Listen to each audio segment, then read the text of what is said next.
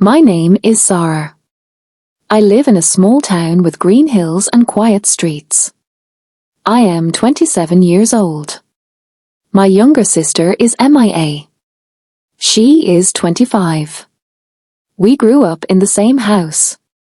Our parents loved us both. MIA was always the bright one. She had long dark hair, big smiles, and she sang beautifully. I was quieter.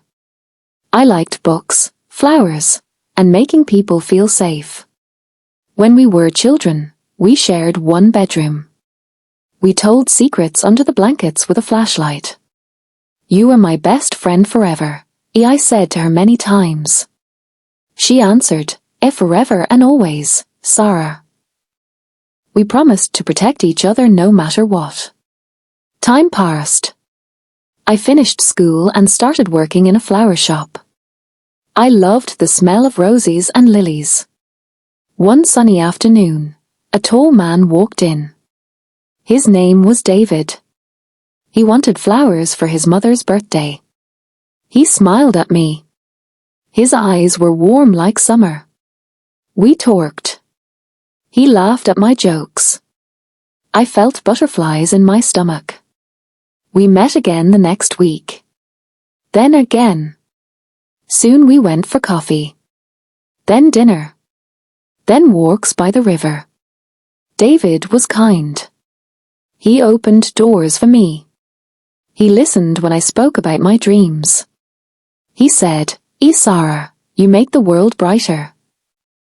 After 2 years, he asked me to marry him under the big oak tree where we first kissed. I said yes with tears of joy. The wedding was small but beautiful. MIA was my maid of honor. She wore a soft pink dress and cried during my vows. I am so happy for you, she whispered. David looked at me like I was the only woman in the world. We danced under strings of lights.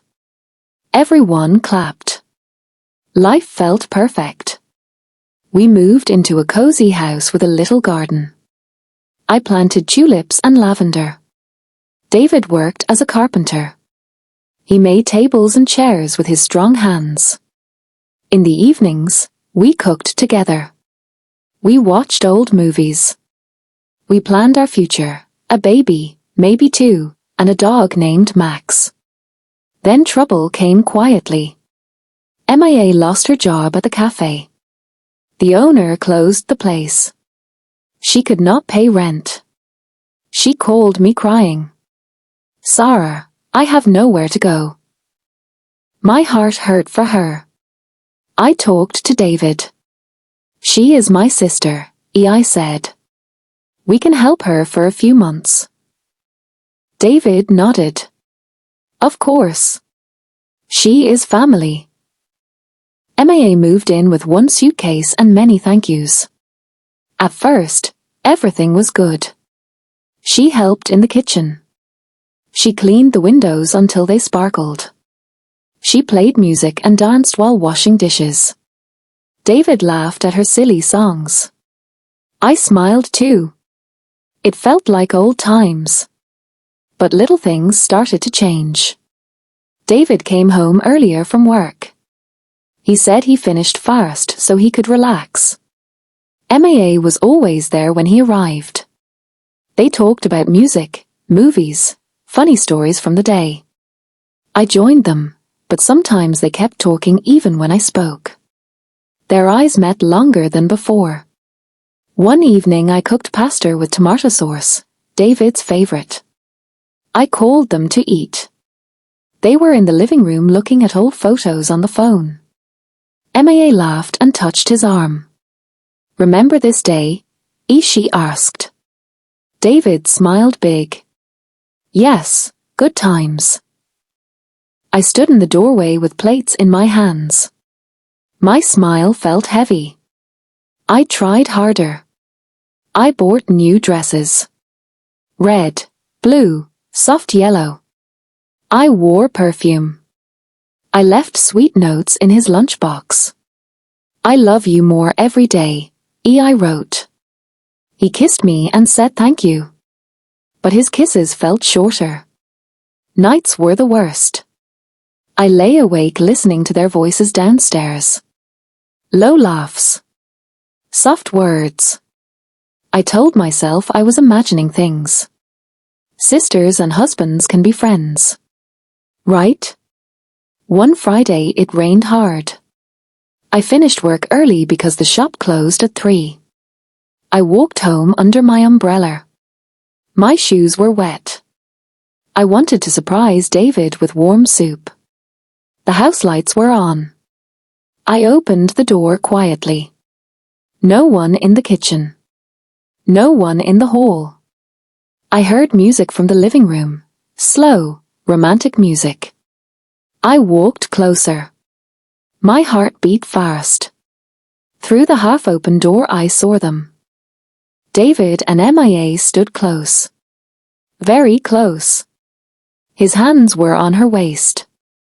Her arms were around his neck. They were kissing. Not a quick kiss. A deep, hungry kiss. Like people who had waited too long. Mia's fingers were in his hair. David pulled her tighter. I dropped my umbrella. It hit the floor with a bang. They jumped apart. David's face turned white. Sara. Mia stepped back. Her lips were red. Her eyes were wide. Oh no. I could not speak at first. My throat burned. Then words came out small and broken. Why? David looked at the floor. I didn't mean for this to happen. Mia started crying. Sara, please. I love him. I tried to stop. But I love him so much. I felt the world tilt. My legs shook. You love him? I asked her. My husband? My David? She nodded slowly. Tears fell on her cheeks.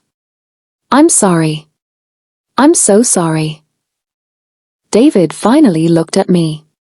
Sara, I still care about you. But my heart changed. It chose Mia. I turned.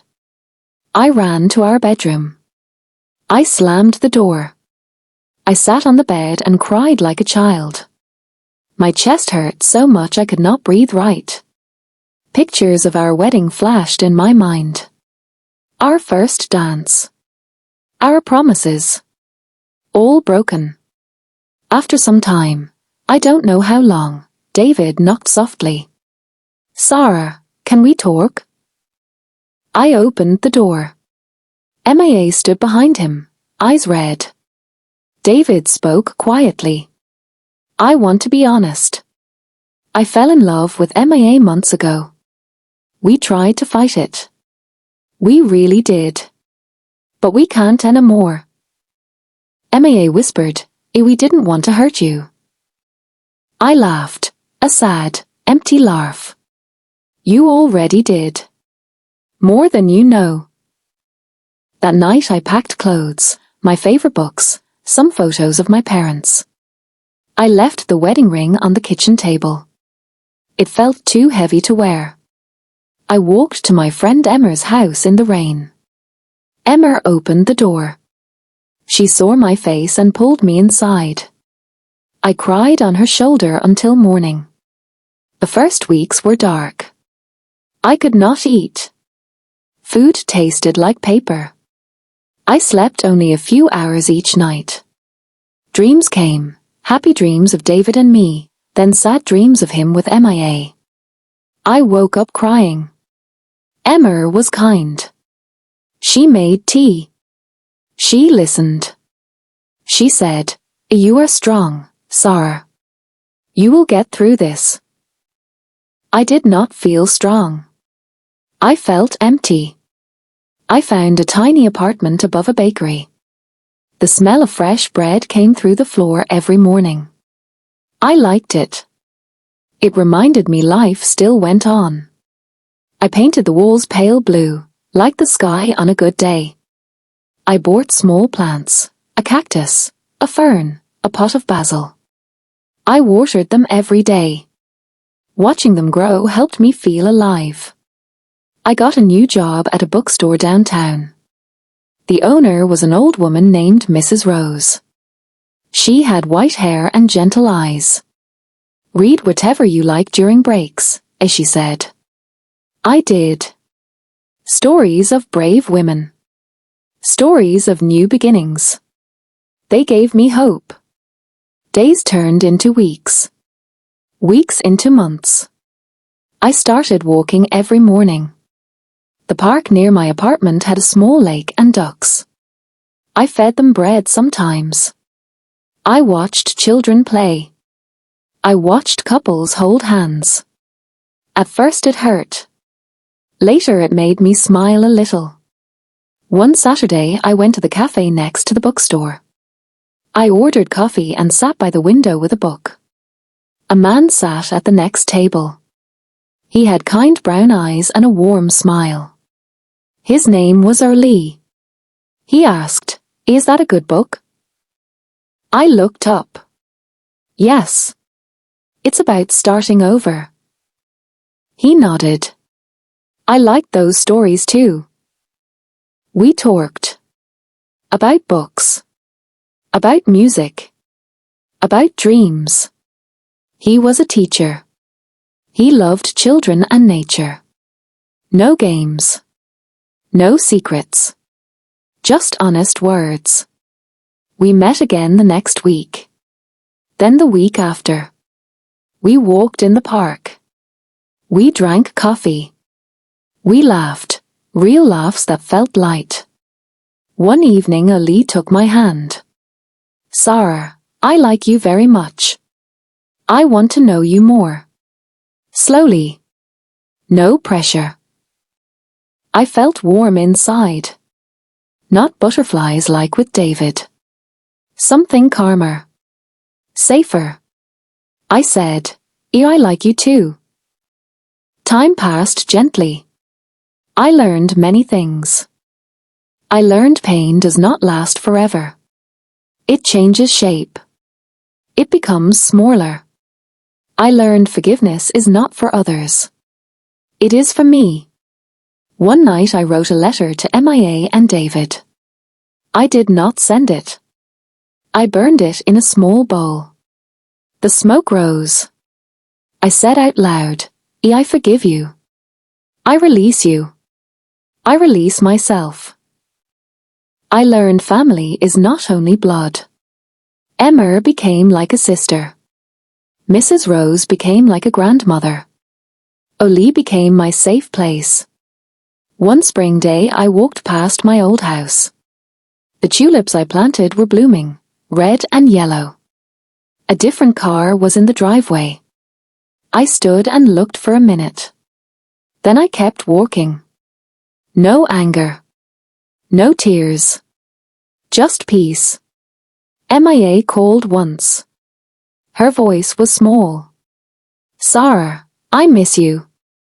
I know I hurt you. I'm sorry." I answered calmly. "I know you are sorry. I forgive you, Mia. But we cannot be close again. Not now. Maybe never. I wish you well." She cried. I ended the call softly. Now life is different. Not perfect. But good. I wake up to birds and bread smells. I work with books that take me to new worlds. I walk with Lee in the evenings. He holds my hand. We talk about future, maybe a small house, maybe a garden. Maybe a dog named Max after all. Sometimes I think about the past. The betrayal. The broken promises. It still stings a little, like an old scar when it rains. But scars mean you survived. I survived. I am stronger. I'm happy. And that is enough.